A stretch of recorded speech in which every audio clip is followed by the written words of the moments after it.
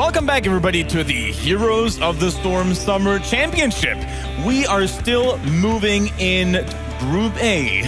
We still have more games to go, and the next one is going to be the losers match between PBA and Team Naventic, NA's only remaining team in this tournament, whereas PBA, of course, is hailing from Taiwan, and they are still trying to stay in this tournament to cause more upsets, because that's what they've been doing so far, except for E-Star in the last one. I mean, the good thing is they give him a little bit of a show in the first game. I think they probably woke E-Star up just a little bit. We saw game number 2, they were completely dominant in the fact that game number 1 didn't go as well as they had planned. But Wolf, I don't know about you. I know exactly what one guy on the end is going to think, but... Totally not true. This matchup in particular, PBA, are you surprised at how well they played in game number 1? Not really. I think they played really, really well versus E-Star, and I think that E-Star underestimated them a little bit. But I also think potentially in game number 1 they wanted to hide strategies. Their draft was a little bit weird. They were playing Zul and Battlefield of Eternity. And I think the idea there was, okay, let's try to hide what we're going to have planned against Black because Black's watching. And then after that, they kind of tightened up their play and they're drafting a little bit in game 2. But in both games, PBA looked really strong. And I think they're the favorites going to this match against Naventic, personally. I am a little surprised to actually hear that from Wolf here. I wouldn't really call them the favorite, I have to admit. I think I have to actually defend an A little bit. I personally believe that what we saw from Naventic in the first series was pretty bad. I don't think there's like anything else to say about it. They themselves said behind the stage then, yeah, that was a bit of a warm-up that didn't really work as intended. And I guess we could already see in the draft that they had a couple of problems there. I feel now against PBA we're going to see a very different Naventic. PBA looked very solid on the first map in their own match. I really think that they are going to be a tough opponent to beat, but I think that Naventic can do it. I mean, keep in mind, E-Star had a little bit of trouble in their first game. I mean, they won theirs, and therefore they were going up against a team that had already played. Same thing, MVP Black, we got to remember, MVP Black played just earlier this week to get here. Naventic hadn't played in a few days. Zuna had some other obligations that he had to take care of, which didn't allow their team to be at full strength right away. They got here, they tried to scrim just a little bit. That guy's an all-star. Yeah. And he wasn't an all-star in E3. Did that affect their gameplay? I think their drafting was really weak versus Black. Like, they were totally disjointed. Almost any team you put in that booth with those heroes, if you put MVP Black against MVP Black or their new team MVP Miracle or Tempest with those same heroes, there's no way they can touch Black. It's just it was a bad draft. It was really weak from the start. So they had some problems with that. Definitely, but I have to say that although you draft weak, that's not an excuse for not preparing yourself. I mean, you always have to bring your A game in this tournament, and that is exactly what PBA will now try to do. They are with their backs against the wall. The loser of this best of 3 will drop out of the tournament, and they have some practice with North American teams. Gale Force Esports, the reigning champion from Burbank, from the regionals there, they were slaughtered, actually, in the last 2 games. I actually think that they have no pressure at them whatsoever, because they came into this tournament and they said, like, hey, we're happy to be here in the first place. They kind of expected to drop out of the group, then they made it, and they are now here. So I feel they are in a spot where they say, we already achieved so much more than what we originally wanted to. This is a win for us no matter what. Think about these tournament settings. If you're not used to it or you're just hoping to qualify, sometimes nerves can get the best of you. But PBA has played more games than anybody so far. More games than anybody. So you got to assume that their nerves have calmed just a little bit to make sure that they're at the stage. They're like, guys, like, we've done this all week. We can continue. I think that when you look at the interviews, even the interview videos we had, and just seeing them throughout this entire tournament so far, I think they're the most humble team in the tournament. They're not the team that goes, okay, we're going to win it all, or we have this crazy plan. They're like, okay, we showed up, we are prepared, but let's see what happens. And I think that's a really good mindset to have as one of the underdog teams. And they were able to advance.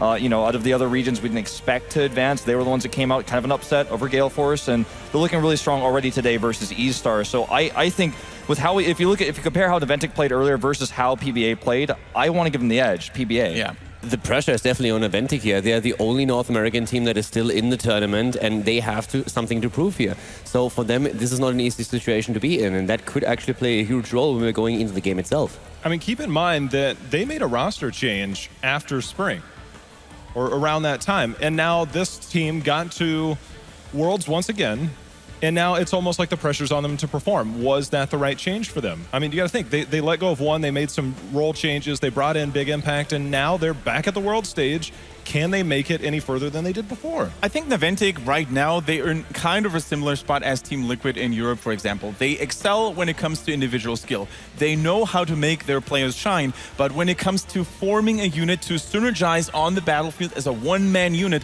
this is something they yet have to prove. Yeah, that's what Sake said in his interview after the match. He's like, every person on Naventic is a good individual player. It's when they come together as a team that sometimes that synergy fails. And we saw a lot of role swapping from them in that first game. And a lot of people point to McIntyre as one of the weak links of the team. I've seen, forum posts about this, a lot of people discussing it, as the fans, right? Right. But I think if you look at a player like that, if you keep putting him on different roles, if he is in fact the weakest player, you should probably focus him on one thing specifically, one hero or one role, and not keep switching him around. And they do keep switching him around to a certain extent. And I think that actually, rather than helps him hone his skills, maybe further highlights his weaknesses as a player. I was personally shocked by the brutal holes that they have in their drafting. In the first game, they are just going for that false step, which by no means is a bad pick there, but you let your opponent pick an ETC and a Arthas, which the entire tournament along has, I think, lost one single map, and that was the game between My Insanity and Gelforce, if I remember correctly.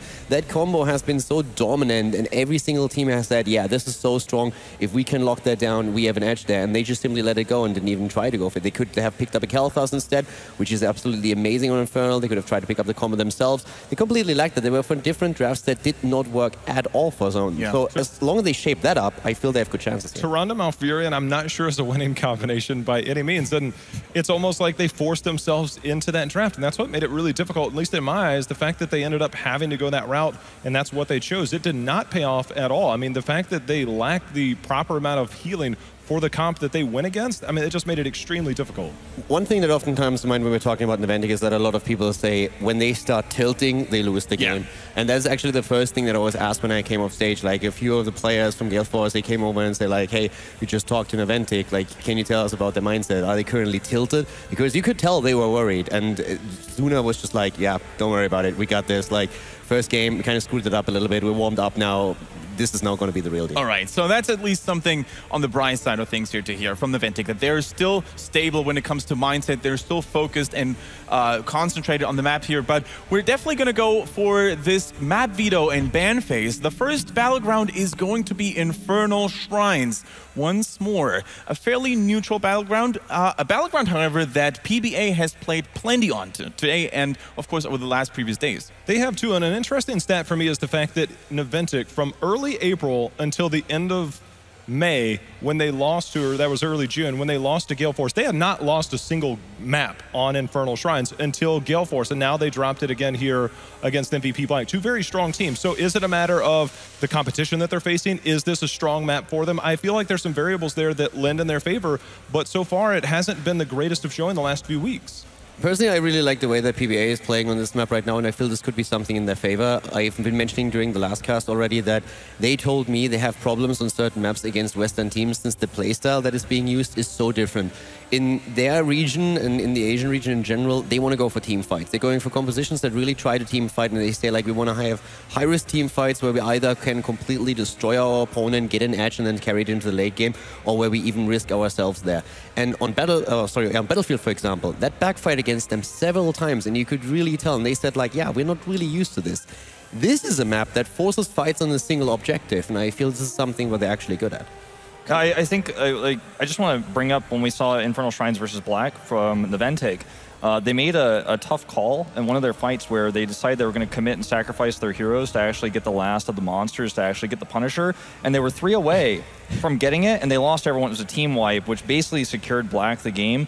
They made these calls, they're making tough calls like this, but it's not working out for them. I think some of the shot calling you saw from Naventic, even targeting, you see a Lunar Flare go one place, you see a Stormbolt go the other. They really need to tighten that up on this map if they're going to win. Now, something that Calder mentioned and that I really do like to continue on is that Chinese teams, the Taiwanese teams, they're all about team fighting, sticking together as a 5-man unit and forcing a result this way. Jaeho, as an expert on the North American scene, isn't Naventic considered to be a very aggressive team as well that likes to force results? Out of any team in the North American scene, Naventic is by far the most aggressive, by far. I mean, they literally study the Asian meta. They try and implement a lot of what they see into theirs. They are by far the most aggressive The problem is that they're going against other teams that aren't necessarily as aggressive back or might not necessarily have to counter it. And then when they get to the world competition, that's when they struggle. Well, this is when, if you try to out-aggro Black, you want to play like Black versus Black, guess who's going to play Black better? It's going to be MVP Black, right? So, you know, that does kind of worry me. I think instead of trying to mimic the styles, I think playing the style that you're the most comfortable with and maybe building your own style, it can be stronger. Yeah, I understand that they've been, you know, working on trying to play like this, and that's kind of what they're working towards. That's their goal. But trying to out MVP Black itself didn't work out for them. And, you know, going into a Taiwanese team that plays similarly, it's going to be a challenge. That's why I don't think it's all doom and gloom. I mean, they win against MVP Black. MVP Black can make anybody look bad. That's why I think that it's not going to be... It's not nearly as crazy to think that they're going to take down PBA fairly easily. Right, and I got to highlight here something here, guys.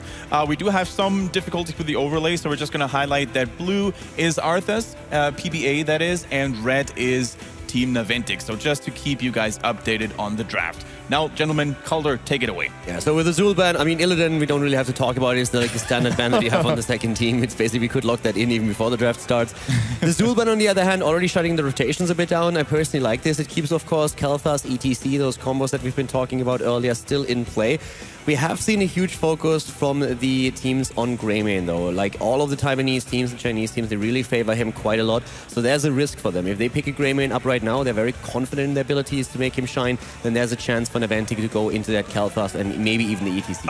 I think, they're going to go ahead and grab Sonya. She's obviously great on this map for wave clear and clearing the shrine solo. A lot of an ETC pick wouldn't have been bad there. We're going to see Kel'Thas and Muradin, who Naventic has been, you know, really highly prioritizing in today's games coming out here. I almost feel like if they're going to leave McIntyre on the warrior role, I think he excels at Muradin, and he might not necessarily excel at somebody like ETC, but you can never really go wrong with Muradin. I absolutely don't mind that they're going into Muradin here. We have talked about like ETC plus Kel'Thas a lot, but that doesn't mean that another warrior in his day is like in any means bad. You still get your stun combo off this, and you have, of course, if a hero or a player that you have in your lineup is just so much more confident with Muradin than ETC, then yeah, by all means, of course, go for it.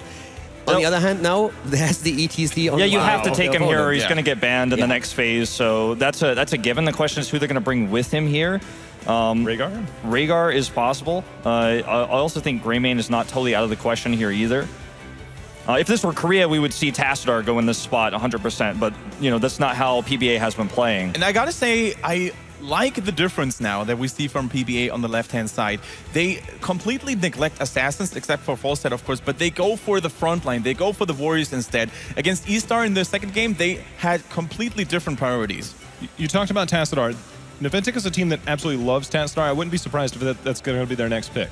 I mean, if you go for a Tassadar here, then the one thing that you always want to do is, of course, to go into the double support to enable someone. There's still a Thrall that you could take. What I personally like with the Sonya, of course, as already Kendrick talked about her a bit, is that she has a huge amount of pressure on the shrines itself. You can simply send her on a shrine solo. She can complete the objective if you already have an advantage. And if not, you have that presence that you can just secure with ETC as well. So what they are running here is already incredibly strong. They're very likely to pick up a strong support with this. And Naventic, I like that they're hovering over the Greymane. We've been talking about the priority for the Taiwanese and Chinese teams on the hero. They know that as well, and they are trying to take a comfort pick away from it. Yeah, this is smart because there's no clear pick right now when you're looking at how PBA is building their composition, and Greymane is just a safe ban. I think it's the safest ban that they've got. And here it's another tough ban for PBA because this is another composition that can go into many different things. Tassadar ban is a safe ban here, I'd say. The two most played heroes for Naventic in my notes here, Muradin and Tassadar for Naventic on Infernal Shrine. I think Tassadar is the safest ban. Yeah. They already have Kel'Thas for wave clear, but Tassadar can allow them to go into other different bruisers later on, like, for example, Thrall. And you have the extra wave clear as well. I mean, Tassadar, first of all, can, of course, with the Force Wall really work well. Once that you secure position on the Shrine, you can isolate heroes that are trying to go in. If Sonya, for example, is caught out, if the ETC is caught out, you can isolate them here. So a Tassadar ban would definitely work for them as well. The Taiwanese have seen, or have shown us a couple of really odd moves, though. And I actually don't mind that too much either. Either you ban Tassadar, as I said before, you try to go for double support and empower someone. They just simply take the melee assassin away. yeah. Which could, of course, still lead us to a Tassadar. You could even run a double front line. We've seen a Nubarak try to fill that role of a bit of a bruiser. So there is definitely ways out of it if Naventic really wants to force it. We should also not forget about Fan's Zeratul that could pop up. I mean, during the first days, PBA has shown that they were scared of a Zeratul. So maybe Fan now uses this opportunity and seizes it and says, you know what, we're going to go for a little bit of a different approach. Yeah, I don't know if I like this choice, though, because you're not really going to be shielding a Zeratul. Like, what other frontliners do we have available here with Thrallband? Greymane's off the table. Sonya's already been chosen. I think the Tassadar pick here on the side of Naventic is pretty weak. You can definitely play this if you want. With a Zeratul, you can throw that Anubarak in. There's a couple of options. As long as you have a bit of damage output, you can make it work. They, of course, really try to force it. The good thing about picking it right now is that they leave themselves very flexible to react to whatever PBA is going to do here. But, of course, like, the top picks are already gone, but you still have a few ways where you can try and work around that. The thing that we look at, Sonya on the board. Zul, Thrall, Greymane, Illidan, all off the board. All gone. Naventic is not known to necessarily run double warrior, which is pretty much what we would say need to run. It's not something that we need to say, but it really would help to solidify that front line, because right now it's just Muradin on that front line. It does deny the Tassadar pick away from Sonya for the double support going back onto PBA's side, so that might be something else we're thinking about, and it can help clear the shrines. But I just don't feel like they have a solo frontliner to be up there to take those shields. Right. It doesn't synergize with that. Right now, this is also really scary because we have a huge amount of CC there. You have the Mighty Gust, which is always disengaged. The Tyrande ETC composition is something that's been known for a long time. They run a Sylvanas with this too. I mean, the Wailing Arrow alone is a problem, but if you secure yourself the Punisher, you can run completely wild on this map. Big God's best hero by far, Sylvanas. So this is terrifying right now. That was the only other one. That's the only one. Wow. That's the only one. That was out of my brain for some reason. I was about to say it, but they locked it in so quickly. That is the one person that can make this work. And this is the one dominate. map. And this is the one map that you can make this work on as well. We've seen it, all over the world, especially in Korea. But definitely really interesting to see how this turned out, because I was just thinking to myself, like, there's no way this is going to work, because if you run Kerrigan, you have to hit every reset. You can make no mistakes or she's dead and you're fighting a 4v5. And you need precision. There's just no room for error. So Kerrigan is a very punishing hero if not played well. However, there is some room for forgiveness because you have a Rhaegar and you have a Tassadar to make it work. So there is a lot of potential there to support that Kerrigan, even if things aren't going as well.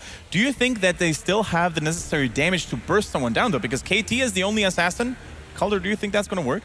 I really think if they played well, they can. This is really one of the games where I'm totally torn. Personally, I believe that the draft from PBA's perspective for them is better. They got what they wanted. They got like a composition that they're very comfortable with. So I really feel that PBA is probably going to look at this and say like, all right, with everything that we have. Doesn't mean that Naventic cannot work with this combo, but I feel if they want to make it work, they have to really play it spot on and not allow any mistakes, especially, of course, as Wolf already said on that Kerrigan. It's cool, though, because finally we see the Kerrigan. She has been foreshadowing during the entire tournament. We always said that on this particular battleground, on Infernal Shrines, she is such a powerhouse. However, Jehao, if you take a look at the draft at PBA once more, there's a lot of disengage. Disengage, a lot of what Caldor talked about. He said if it's Heroes of the Punisher, then Sylvanas wins that battle. And if PBA can secure the Punisher time and time again, or even early on, I mean, that's a scary thing to have pushing at your direction. There is one thing that, of course, concerns me a little bit. If I'm not completely blanking here on a hero, we don't have a cleanse on that part. No, it's only Tyrande. And with that, that's an issue. Because, like, of course, you can, like, they played a very safe game against Easter in the beginning. We always saw, for example, when Thrall was played on Baphomet, he was always trying to stay back as far as he could once that he realized, hey, there's heroes missing on the map. If they play that well, that's very good. But we talked about like a comp not really being forgiving with Kerrigan. The same is also true if you don't run a cleanse. Sure, very true. That is a bit of an issue for sure. I wonder how they're going to do this, because with obviously Tassadar and Kel'Thas to just chuck, range damage at these skeletons on the shrines, it's going to be very difficult to win those without winning a fight. But what they can do is use Sylvanas to do split pressure to pull them away from the shrine and leave Sonya there, Tassadar, or to like fight with Tassadar and actually take control of that shrine, because she's going to win that 1v1. If it's a matter of rotations, you got to keep in mind Falstad has that mobility that he can stay in another lane, soak to that next level, and then possibly be able to push. We talked about the disengagement. We saw them actually play Falstad really well. It worked really well into their comps. Sylvanas you talked about. So PBA actually, I think, has a really good draft for them. Can it execute with a solo Tyrande without a cleanse? Tyrande was earlier played with a shield already on 4 for them, so it's a bit like the poor man's cleanse. You don't really have a cleanse, but you try to just like negate the burst damage a little bit. They kind of worked for them. The one thing that really gives me some hope for them is that right now, with that Sylvanas in particular, if Naventic screws up once, they are going to pay, because Sylvanas punishes that so hard. I think the first shrine is going to be the scariest one, because they have ETC and Tyrande together. That's one of the strongest duos that you can have roaming around in the early game. So if you get early kills, you get that early shrine. Sylvanas pushes that, you get heroics first, and the game could snowball. Naventic is not afraid to lose a hero and fight back in 4 to 5. They will do this sometimes to a fault, and then things look bad. So if it's close, or if it turns into a 4v5, they might turn it around. That's the problem with this battleground, is if you lose it, and the Punisher and Sylvanas, it just blows it wide open. So Wolf mentioned of him being scared about the first Punisher, right? Something that I also want to remind you guys of is during the later stage of the game, like the mid and late game, there is not much interrupt for ETC's Mosh Pit, except for Kel'Thas. I think they don't have another hero that can stop it, right? Muradin. But if he gets trapped as well, and if Gravity Crush or Gravity Lapse is on cooldown... I mean, you have Muradin, you have Kerrigan, you have also like Kel'Thas, you have a couple of interrupts there. Yeah, but it has to be executed correctly, and with everyone kind of jumping into the front lines, especially Kerrigan, Mosh can be used even as a disengage to kind of help things, get out of a disastrous situation if Kerrigan does hit her combo. So I personally really am terrified for Naventic in the early game, and I think they kind of have to just play defensively, play careful, which they did against Black. They were body blocking the minions, making sure that the early picks weren't going to happen to them as easily. Right. While we're waiting for all the issues to be solved here, I mean, the players are almost looking ready. And, oh, I'm actually getting word that we are ready indeed. So good news, guys. I can't wait to introduce the next casting duo to you guys. It is, of course, going to be Dreadnought and Kalaris. So, boys, why don't you take us all the way to Infernal Shrines? That we will. Thank you very much, guys, as we get ready for PBA going up against Naventic here. And looking at how Naventic crafted that draft towards the end, what else could they have gone other than that Kerrigan Dread? Yeah, I think they had to. The minute the Tassadar was picked, we could expect that the Kerrigan's going to be coming out. All right, let's get into it. Game number 1 here to decide who is eliminated from the tournament. To the left-hand side, we have PBA with Baphomet playing Sonya. Zola will be on Tyrande. Goddog on Sylvanas. We have Skrull on ETC. And finally, Alpha playing Falstad. And for Naventic, we are going to have big impact on Kel'Thas. Kenma is going to be on the Rhaegar. Fan will be on the Tassadar. Zuna on the Muradin. And last but not least, McIntyre on the Kerrigan. Looking forward to this one. See if Naventic can keep themselves alive, or if PBA can become the bane of North America, as already Alpha flies all the way to the middle there to start things off. So it's going to be up for that Kerrigan.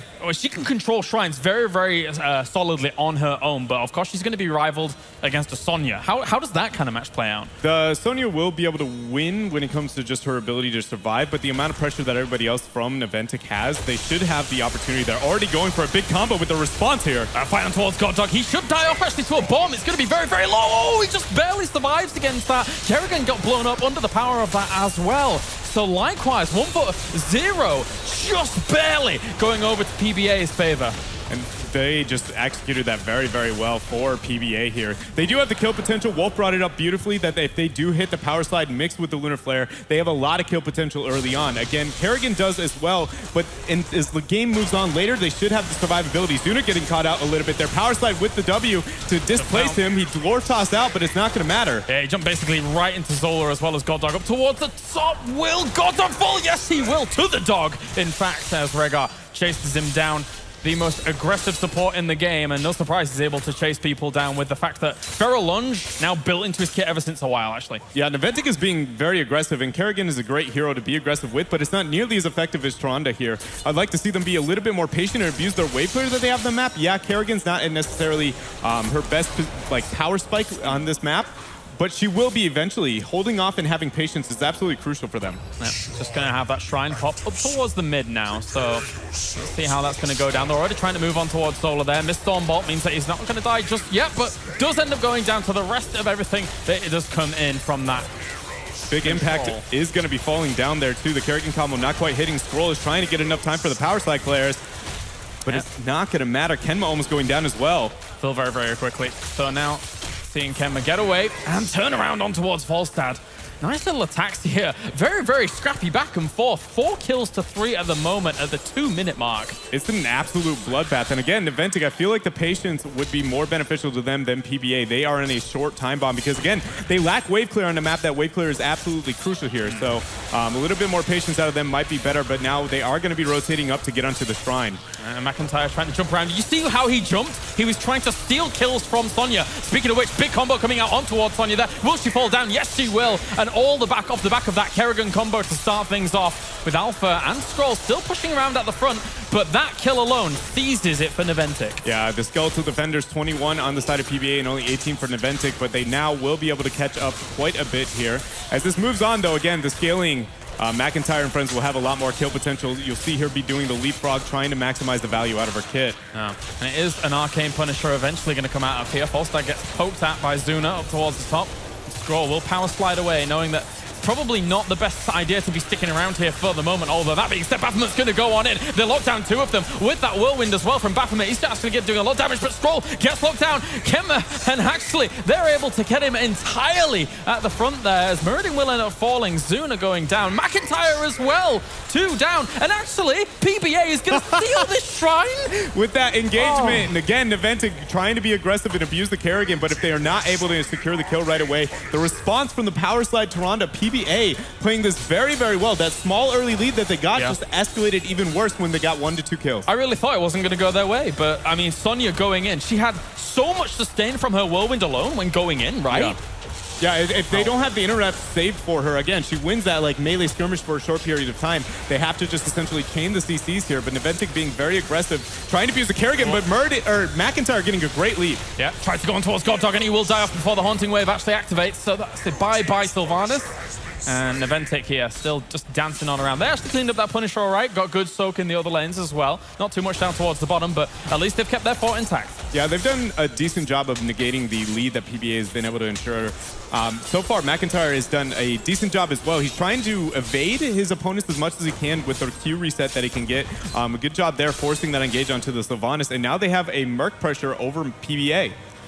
Yeah. And of course, clean kill for level 4 on Kerrigan is one of the most important talents on this map. Resetting the Ravage once something actually dies off is very, very important, along with siphoning impact, of course, at the front. It gives Kerrigan so much sustain. They will grab themselves Sonya again as Skrull. He's by himself here. Yeah, I'm not sure this is going to work out too well for him. He's going to go down as well while we see this big, big invade going on from Naventic. Jumps forward here, does Zuna. Very aggressive on towards Zola. Zola should die in this situation, and he will go down. That's 3 for 0 and a hard camp steal. That was great aggression coming out from Naventic. They brought it up in the analysis beforehand that they are known as one of the most aggressive in North America, and I think they're showing it even going into a power slide and lunar flare combo here. They just don't care. They keep bashing into their opponents, and that time with great success. Yeah, they don't have ETC on their side, but they've turned it up to 11 in this series, my friend, compared to where they were in their previous one. But again, they were going up against MVP Black, so yeah, they've managed to secure a 3/4 level lead, now backing out, getting their Shaman camp that will be timed roughly with the map objective here. And this is a great lead. This gives them a great opportunity to decide what they want to do when it comes to the next shrine. They don't need to be forcing, which PBA already has a comp where they absolutely need to force these early fights. And now Naventic has a lot of breathing room, so PBA is the team that needs to be the aggressors. And the hard camp timing as well. Yes. So this now lines up really nice for Naventic. They're going to have this pushing at the top while the shrine is being claimed down towards the bottom. This is either going to force a response from PBA to actually do something about it up towards the top or contest the shrine. Yeah, and what that's going to do is essentially rotate one of their best wave clears. Again, they don't have the best wave clear, so if they are more worried about the Shaman camp, which it looks like they're not even considering for the time being. Down on towards Zuna there from the Lunar Flare. Needs to keep him away from actually chasing on towards Skrull. That missed combo there onto Skrull though. McIntyre, a little bit uncharacteristic with that miss. A big chunk of damage going down onto Alpha from PBA, and the shrine's not active yet, and the longer that goes on, the better it was for PBA. Although that being said, Sonya got up here quite fast to clean that up. Yeah, she did make a great rotation, which is going to help them almost get 10 and be able to contest the shrine, but Naventic will get an early lead on the Skeletal Defenders. The rest of PBA getting the camp because they realize they can't contest for the time being here. Yeah. Right now, though, again, the breathing room for Naventic. Look at that. Look at that. You see McIntyre now syncing up the damage and really starting going to work on those. And it doesn't even matter. Naventic knows they can leave him. Look at the chunking down of those minions. means that Naventic can be in a more aggressive position here. Yeah, but Zuna trying to get aggressive, popping the Avatar relatively early there before any skirmish happened whatsoever, but doesn't matter. It looks like PBA is going to try and force. Yeah, they just got themselves level 10, going to have to go in against this. McIntyre being chased down by Baphomet. Don't know if that's going to work out just yet. Big Impact was taking a lot of damage. The Punisher's already been claimed here by Naventic. Gust away. They don't want to fight. The force wall. Brilliant stuff on towards ETC. Do they get the blow up onto him? He's so low, and yes, he will go down. That's Naventic picking up a kill with the Punisher. Yeah, now expect the leap over the wall. Kerrigan to get the combo over it. Baphomet is about to go down. The chain bomb's going to be spread to everyone. Zuna on the backside of the wall here. Again, the aggression from Naventic. They are not done yet. Chaos in the back ranks of PBA as they have to fall on back, spreading that bomb, as you mentioned. Jump on towards Falstad. Stun comes out as well. That's the combo. Falstad blows up under that. And Naventic here with a fantastic little showing to start off. Wow, very clutch heal coming out from Kenma as well to keep Zuna alive as they dive this fort. The team's not going to be able to clear it up quite yet. Yes, they did get a couple of kills, but their sieging potential in this competition, not necessarily the best. Yeah, that was well played out there by Naventic. Very well played out. And now they will just move on away. 2-level lead, or let's say 1-level lead, as level 11 is about to be hit there for PBA. They're holding on. They did not lose that fort towards the bottom, so they're doing okay. That fort being left up is definitely a great thing for the side of PBA. Again, I can't harp enough on how little wave clear they kind of have. They have to force a lot of rotations, and the Falstad does help a little bit with the pseudo global, but as these forts begin to fall and the wave clear Naventic has, if they do not essentially do Chinese bush meta, hide and try and get one pick here or there, they're going to have a very hard time coming back in this game. Their comp is essentially kind of a time bomb, I get you. and they're slowly losing that time frame quickly. I think there's a slight fallacy as well that a lot of people believe. I mean, yes, Sylvanas can push really, really hard eventually, but wave clear wise, it is much slower than it used to be, right? Yeah, post 7, it used to be insane. You could just like one shot away, but she no longer is able to do that here. McIntyre trying to get aggressive onto the Sylvanas in mid, not going to be able to hit the combo. All right, well, slowing down for the moment. Baphomet, though, might get locked down by this. The Stonebot, I think, missed, but that's a nice force wall on towards Baphomet. He doesn't have 13, so he doesn't have Mystical Spear. It's all the more difficult to get away. Combo should be able to steal that kill, and Baphomet somehow has survived for so long. So the commitment was quite long there, and PBA took advantage of the fact that that was a long commitment. They've done a great job abusing Sylvanas here, being able to secure the fort. You see the rotation from Naventic, though. They're going to try and say, no, you aren't going to be able to get our fort. Gust is up here, and I don't think they have positioning to ensure that. So that was probably a winning trade, realistically, for PBA. Yeah. Now that the Shrine wasn't up, they, granted, having Sonya down while the Shrine's going to be spawning, a little bit of a disadvantage, but they did a great response. Hard camp being taken here by PBA, but at the same time, it's in the top lane, and now Naventic realizes that they can actually invade this almost. Ooh, if they'd have been 2 seconds earlier, because again, they can leave Kerrigan all day, all night up on that Shrine, and she'll have the best time of her life. Yeah, stacking the shields. Look at it there. McIntyre playing the game that he can onto the Kerrigan here with the resets. With the 20 skeletal advantage, like, PBA has to be the aggressors. Now that they've hit the 13 spike, they are on the back foot here. Yep, tries to lock down Scroll there for a moment. Power Slide 2, get caught in it, but at the same time, Cleanse goes on towards Big Impact, getting him away. Zuna, quite low. Does he have a Dwarf Toss available to him? Yes, he does. Gets away from that. Ancestral Heal onto Big Impact. Baphomet goes too far in. Sonya will end up falling, even with that wall stealing. Oh, but the combo! Oh, great Power Slide and lockdown, and they're going to gust it away. They don't want any more of that, but could have turned around. That was very well done, and great cleanse coming up from Kenma in that team fight to be able to keep his team alive, and then Fanda secured the shield. But look at the leapfrog again, McIntyre. Being very aggressive. He has been known for a very long time to be one of the best Kerrigans in North America, and he's showing it here at the world stage. Yeah, we've seen that from multiple teams when they've got their hands on Kerrigan, using the minions on the shrines to reposition yourself, and look at this. Explain this to us, Dread. All right, so they're essentially, because they want to make sure that they have max health and mana, and they can time the Shaman camp with the map objective because there's 0 skeletal defenders on the side of PBA. Naventic's just going to say, wait a minute, we can worry about getting more XP, we can time it with the camp. They have a lot of options. They could even be worried about getting 16. Instead, they're going to just stack it with the camp here. Smart decision making. Everyone's going to be full health. Now Naventic, they are going to be the aggressors. And I think one thing that's hard for PBA in that situation is there's nothing they can do about it. 0 counterplay except for maybe soaking with Falstad. That's about as good as it gets. Right. And that's not very good. Difficult stuff. Morph Punisher going to be charging on at the moment. The Warriors coming in from the left-hand side as well. ETC trying to lock them down, but he likewise gets caught in all of that. He will end up falling with a lot of damage being done to Baphomet. He's in the back lines and can't really do anything at all. He will be sacrificed And with this fort going down, they can start threatening the wall. Yeah, they're going to be threatening the wall. I wouldn't doubt if Zuna and friends are going to be trying to aggress. Once this Punisher leaps, I think you can expect full commitment from Naventic here. That's why they're looking at the sidewall.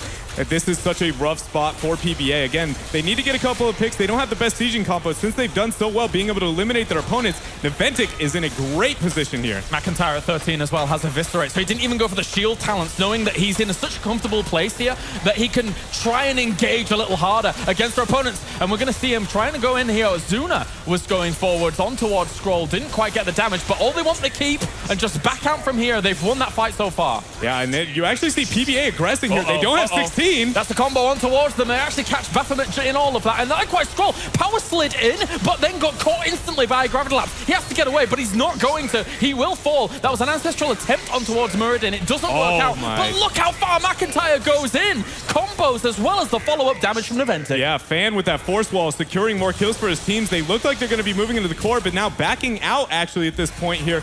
Big Impact is slowed a little bit, but now they will be on the retreat. PBA did not need to take that fight. No. They were down 16. Yes, that was 5 versus 5. I guess they felt that the health bars on the side of Naventic were low enough that was one of their more appealing fights, but definitely high risk there. I mean, me watching that though, Dread, I felt that Naventic was always going to turn on them if they went even just a little bit out of their area, right? Yeah, that is, I mean, the aggression that Naventic has when it comes to their comp and their style of play, I 100% agree that it was very optimistic, I guess, for PBA to be like, this is our fight, this is the one we need to be taking. Once they do hit the 16 spike, though, they will be sitting in a better position now, evening out the talents. But again, their time frame of power spike on their composition is now crippled. With a keep down and so many structures being lost, they have to get a pick somewhere in this random fog of war.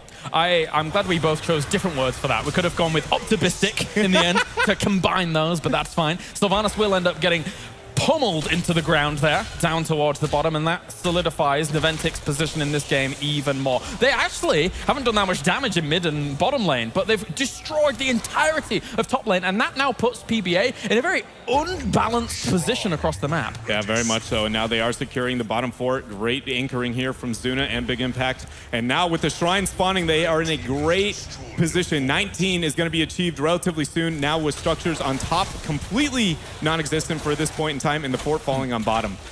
Yep, tough stuff here, and that Shrine will be very difficult. And even the steal of another camp here from Zuna and the boys.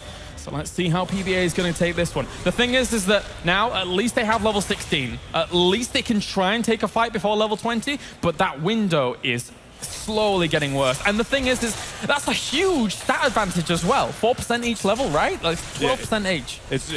There is a lot of things going against PBA here. They need to make a big play, but it's not looking like it's going to happen yet, Claire's. That mystical spear. Stormy Paw Burst steals time. The combo coming out from Kerrigan once again. Baphomet manages to spin away. The Ancestral Heal claimed one, and that's going to be ETC as well, dying off here. Zuna going forwards, and another wall will steal him in. Alpha, where are you going? You are running away, my friend. God Dog, you sacrificed your brother. It's gone. Sorry, Sylvanas. God Dog will be falling down at this point now, and Naventic is going to be securing level 20 soon here with the Punisher for how big of an advantage now they have at this point. This could be game-ending. If they're able to capitalize on the leap like their comp can do so well, this could be a game-ending push now for Naventic. It's very apt that Pirate Falstad abandoned ship. So flying away and running off, and that's nice. And that is going to be level 20 hit now for Naventic, pushing forwards with this Arcane Punisher. I mean, to be fair, they probably could have gone core and won. But, I mean, why not play it safe in this situation? They've got such a massive lead. Yeah, they're securing the mid fort here as well before this Punisher comes in. I think I would have liked to see them hesitate a little bit more to ensure it doesn't bait the lead. No, they will get in time. So perfect timing here from Naventic. They are going to be absolutely bloodthirsty. Notice they'll probably focus the sidewall here. There they go, so they can capitalize on the leap here and make sure that they punish their opponents as best they can. And even McIntyre's positioning across the other side, just in case someone were to come close to the wall, could have been difficult, especially with the Eviscerate at level 13. Will they go in for this, though? Alpha as well. Baphomet gone quite in far on against that, and there is the Phoenix at the moment doing a little bit of damage. They're playing this one quite slow at the moment, but McIntyre's gone in there, pops their Maelstrom onto it, and then Zagus comes out to try and buy themselves some time here for PBA. Don't know if they have that time, though, as Naventic still putting on the pressure. They've only managed to get one pick at this time. They need more if they're going to be able to look in to get the core, but God Dog might be the one that was chosen. Great Kerrigan combo again from McIntyre, and now Naventic looks like they're going to be moving into the core. There's no Gust up available, but there is going to be a mosh pit in 5 seconds. Yeah, if they can catch them all, then that would be fantastic. Look at it, Scroll looking for a position, and this core is going to be pressured even further. Naventic just hanging back, spreading out a little bit, knowing that that is their only opportunity here. So risky, Naventic. Gonna back off. Ancestral Heal lands on towards McIntyre. They will move away here for a moment. Yeah, and they do end up backing out here. They realize that their lead is large enough that it's not worth taking the risk of losing the game on the core at that point in time. Smart choice to back out, but again, I feel like that shows a little bit of the nerves that might be coming to play when it comes to Naventic. We pointed out earlier about the shot calling. It seems very different than what we've seen when it comes to Naventic, and that's the first time they've shown it in this game specifically. But it makes me fearful if they do manage to make this series going on to some of the bigger teams. I think if they would have had like one more kill, they would have been totally fine with that decision, but it's a fine line to walk in that. It is. Especially when you're against something like an ETC, if you do get clumped up a little bit against that. So that's fine for Naventic. They will back off. And they still have a level and a bit lead time before PBA gets level 20, of course. Yeah, and then if they get a lot of the camps, actually, they aren't going to wait. Zuna getting aggressive here, leaping in, trying to make a play here. McIntyre on towards the ECC there, walls him in as well. He has already used Power Slide, I think. They're going to try and put on some more pressure towards him. There goes Zuna, lands his Storm Bolt. Do they get more follow-up? No, they will not just yet, as McIntyre looking for more. Oh, hits 2 or 3 of them there, and Sylvanas gets plowed into the ground once again.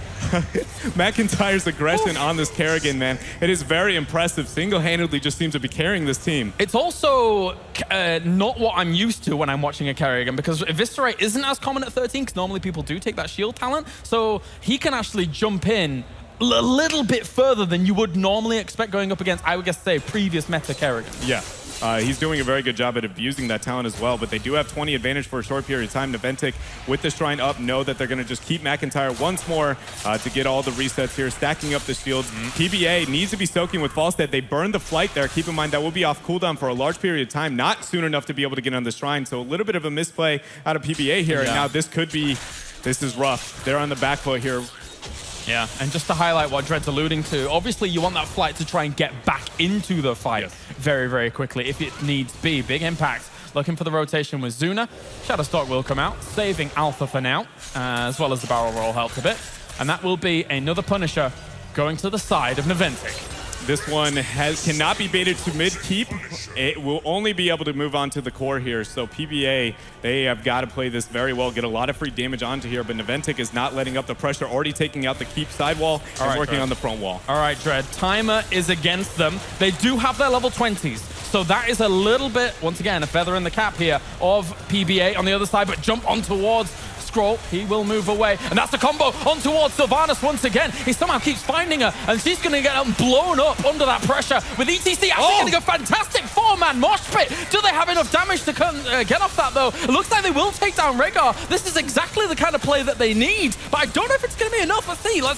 Oh, Kerrigan manages to get out with Blink. McIntyre manages to get the Blink out, and Zuna's still trying to be aggressive, but I don't think they have the tools what it takes. They need to have one of their DPS available. This keep is getting threatened rather heavily by the Punisher going in there, but Zuna now getting the response push here. I don't think Naventic can do anything else past this point, and that was even with a Punisher. PBA with a great play there ended up turning around that fight and saving not only the keep, but the game. Imagine if they had Sylvanas as well, just with that. They could have gotten even a full team wipe off the back of that, but Naventic will run away with their tails between their legs. This hard camp towards the top has done quite a bit of damage here, but still now, they are, PBA is basically on no keeps. That one towards the bottom is very, very low, but thankfully there's no catapult minions spawning down there. And that lack of cleanse that PBA has, they don't have the opportunity to save the Sylvanas. She has to get her Haunting Wave away and dodge the Kerrigan combo, or just over and over again. She will be the target for McIntyre. Fan does have his E up at this point. There's going to be the burn of the E. Prescience might not be enough to save him at this time, because that burst is real. Oh, very, very close to blowing him up there, but that's a lot of lockdown on towards Falstad, and he's going to be falling very quickly with Surrender as well, as Naventic look for the counter engage. It was ambitious by PBA to try and get Tassadar, and they did not succeed, as 4 will go down, trying to get on towards Scroll. It's just a matter of time. He should fall to a combo here from Kerrigan, and don't even need it. That's going to be it. With the core already threatened at this point, Naventic, with a very dominant performance up until that bottom keep, is going to be able to secure game number 1. And we had our questions about Naventic going into this game. Yeah, they they answered that into. I feel, yeah, that might be true. McIntyre had great Kerrigan play across the board this entire matchup. And even in that last one, PBA trying to make the big play there, almost got it onto the Tassadar fan, and then a beautiful two-man combo. McIntyre seemed to constantly be hitting those multi-man combos, and that it was just too much for PBA. Nice to see. Naventic will take their first W here at the tournament, going 1-0 up against Please Buff Arthas.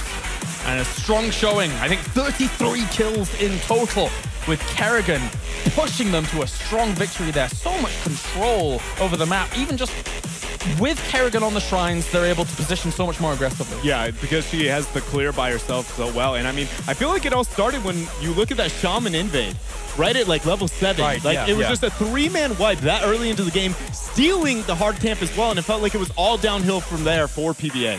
Yeah, tough spot now that PBA are in. They defeated Gale Force Esports in the first group stage, and now they are 1 game down against their North American components here in the tournament. We're going to head over to the panels to see how they think that first game went down.